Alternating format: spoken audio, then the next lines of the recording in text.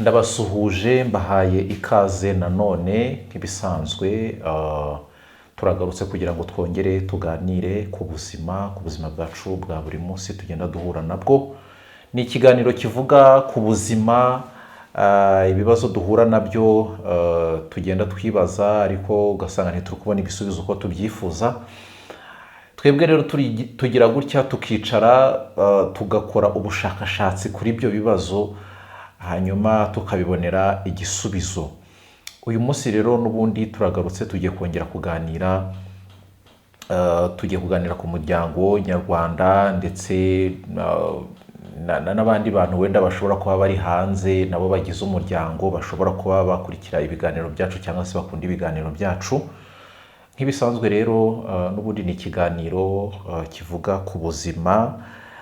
Hari ibintu bikunze kugaragara mu biganiro bishize twagiye tuvuga, bijyanye no kubura urubyaro cyangwa se gutinda gusama. Ngira ngo na n'ubu ngubu nibyo biganiro tugikora cyangwa se nibyo tugikoraho ubushakashatsi kugira ngo byibuze tubashe gusubiza sosiyete nyarwanda yabashije kwibaza iki kibazo cyangwa se no gushaka ibisubizo by'icyo kibazo gihari. Uyu munsi rero hari ikiganiro nabateguriye kivuga ibintu 8 bizakwereka ko ufite ibibyimba muri nyababyeyi. Ibi nabyo ngira ngo ni kimwe kiza kiyongera kuri bya bindi twavuze byo kubura urubyaro cyangwa se gutinda gusama. Ngira ngo ibi nabyo uraza gusangamo igisubizo. Niba ari bwo bwa mbere rero ugeze hano, nagusaba gukora subscribe, ugakora share ndetse na comment zirakenewe cyane. Please ndabasabye comment zanyu ndazikeneye cyane rwose. Niba hari icyo wumva wambaza rwose, niba wumva ko ibi biganiro byakomeza nabwo wabimbwira ukanshigikira, ukambwira uti komereza aho ngaho. Kandi nabwo niba wumva hari uburyo ugomba kunengamo ibi biganiro mba natanze, ufite uburenganzira bwo kunenga, nta kibazo rwose. Comment zanyu ndazikeneye, ndabasabye cyane rwose, comment zanyu ndazikeneye cyane. Hanyuma rero reka twinjire muri iki kiganiro cyacu cy'uyu munsi. Ibintu 8 nakusanyije bizakwereka ko ufite ibibyimba muri nyababyeyi, bishobora no gutuma wabura urubyaro cyangwa se gutinda gusama. Icya mbere, ubushakashatsi bwanyeretse ko umuntu ukunda kuribwa mu kiziba cy'inda cyangwa se kumva udusonga mu kiziba cy'inda cyangwa se mu nda yo hasi, akenshi na kenshi iki ngiki ni ikimenyetso cy'uko uba ufite ibibyimba muri nyababyeyi.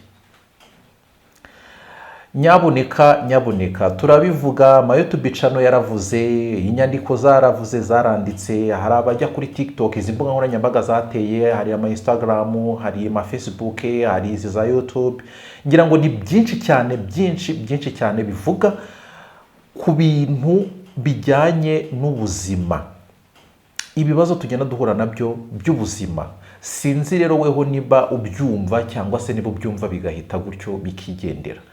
Ubwo rero niba ukunda kugira iki kibazo cyo kuribwa mu kiziba cy'inda cyangwa se kumva mu dusonga mu kiziba cy'inda, icyo ni ikimenyetso cya mbere kizakwereka ko ufite ibibyimba muri nyababyeyi. Icya kabiri, udutonyanga tw'amaraso tuza bya hato na hato nyuma y'imihango cyangwa se mu ndimi z'amahanga byita spotting. Ugasanga umukobwa cyangwa se umudamu amaze iminsi avuye mu mihango, hari abamaramo iminsi 4 cyangwa se iminsi 5, hari n'abamaramo icyumweru, birashoboka bitewe n'uko umubiri wawe uteye. Ariko nyuma yaho akaza kugira ikibazo cyo kujya abona amaraso bya hato na hato, amaraso akajya yizana bya hato na hato. Icyo gihe ibi ngibi ni ukuvuga ngo ni ikimenyetso kigaragaza ko ushobora kuba ufite ibibyimba muri nyababyeyi kuki wagiye mu mihango idashira. Bamwe rero babyita gutandukanye, ngo njya mu mihango idashira, ngo cyangwa nkayijyamo kenshi ngo mu kwezi.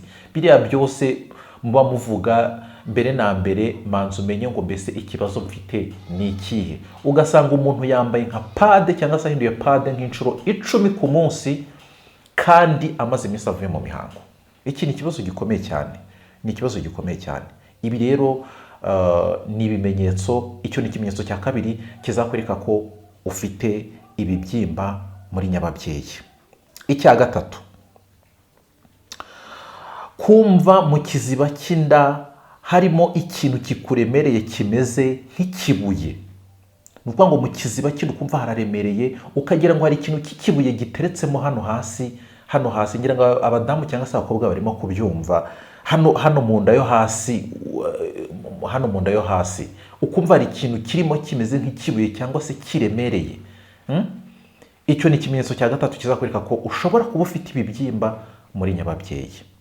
Ibi ngibi abantu benshi bakunze guhura nabyo, ugasanga babyirengagije, ugasanga ntacyo bari kubikoraho, ntacyo bari kubivugaho, ugasanga umuntu wamaze icyumweru asingiye ikindi, hehe no kujya kwa muganga ngo byibuze muganga murebere ikibazo cyaba gihari. Iki ni ikimenyetso cya gatatu kizakwereka ko ufite ibibyimba muri nyababyeyi. Icya kane, kwihagarika bidashira.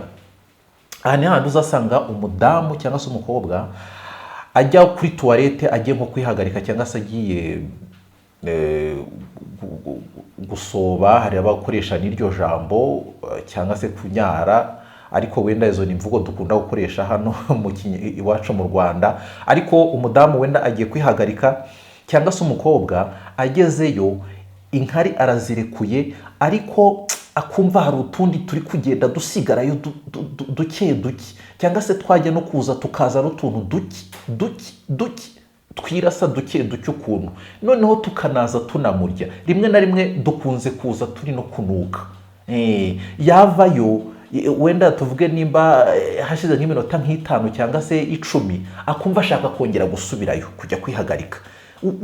N'ubundi yagerayo, n'ubundi tukaza n'utuntu duke twirasa tunuka tunamurya, kandi yanyoye amazi, yakoze ibishoboka byose, yakoze isuku, yagize ate, ariko utwo tuntu bigakomeza kubaho gutyo. Iki rero nacyo ni ikibazo gikomeye cyane, ni ikimenyetso kizakwereka ko ushobora kuba ufite ibibyimba muri nyababyeyi. Icya gatanu, kubabara urimo gukora sexe. Akenshi na kenshi uzumva abantu akubwira ati ngewe iyo ndi gukora sexe ndababara, iyo mugashizemo igitsina ndababara. Si ukuvuga ngo nicyo kibazo cy'ama infection, oya. Ugasanga nicyo kibazo cy'ama infection ntacyo afite, n'ibimenyetso ntabyo afite by'ama infection, ariko yakora imibonano mpuzabitsina akababara. Umugabo yashyiramo igitsina akumva ari kubabara, noneho umugabo yasohoreramo. Rero iyo ufite ikibazo cy'ama infection, amasohora akaza guhura na bwa burwayi burimo indani imbere, iyo ugira ngo ni insenda basutsemo, cyangwa se ukagira ngo ni inzembe ziri kugenda zikeba. Iki rero ni ikibazo gikomeye cyane. Abadamu cyangwa se abakobwa muri kunyumva, ibi ngibi ni ibimenyetso bizakwereka ko ufite ibibyimba muri nyababyeyi. Icya gatandatu, hari kuba wabura urubyaro. Kiragarutse, tumaze iminsi tukiganiraho, twabivuzeho byinshi cyane. Ishobora kubitera imisemburo ya kigore cyangwa ya kigabo, ibibazo by'ama infection, gukuramo inda bya hato na hato, byinshi cyane twarabivuze, inda zikabamo zikiri ntoya, byinshi cyane. Kubura urubyaro cyangwa se gutinda gusama, icyo kiganiro naragikoze. Ni ukuvuga ngo niba wenda utarakurikiranye ibiganiro byanjye, nakubwira ngo subira inyuma gatoya ugende ujye kureba icyo kiganiro nakoze. Kubura urubyaro nacyo kije ari icya gatandatu.